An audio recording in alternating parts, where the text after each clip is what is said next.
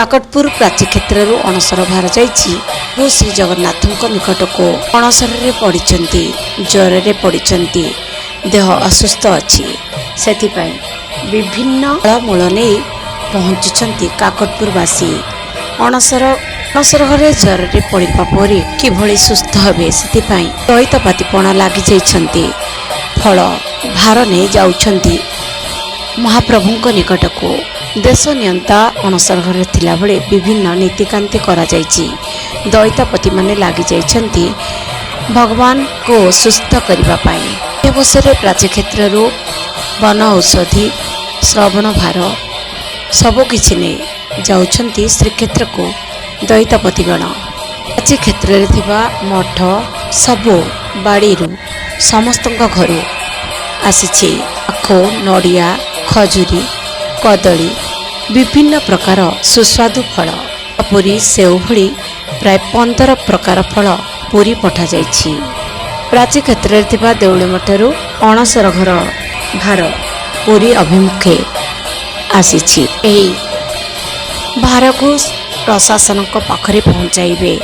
हाथी मठरे रखाजिबो श्रीजीव को लागी कराजिबो यह विधिवत भाव नीतिकांति चली भगवान किभली सुस्थ हे सेवायत माने लागी जाइछन्ति निवाचल निवासाय जगन्नाथाय नमः। ये चतुर्धा मूर्तिंकर जो स्नान यात्रा परे से ज्वर रे पीड़ित होइछन्ति जो मानवीय लीलार प्रदर्शन चली समग्र संसार को से मानवीय लीलार ज्वलंत निदर्शन देखौछन्ति से स्नान करिया परे ज्वर रु उपशम लाघव पई आमे काकटपुर देउली मठरू अणसर फलहार यात्रा समितिर संयोजन प्राची सुरक्षा संस्कृति परिषद माँ मंगला मंदिर भक्त देउली मठर भक्त ये अंचलवासी साहाय्य सहयोग मातृमंडली मान सहयोग रे विभिन्न देशी फल गाड़ी संग्रह करी 4टी पारंपरिक बलद सगड़ गाड़ी रे आकु नहीं आमे पुरी सिंहद्वार रे 9 तारिख दिन पहुंचबो। आज यात्रा आरंभ होबो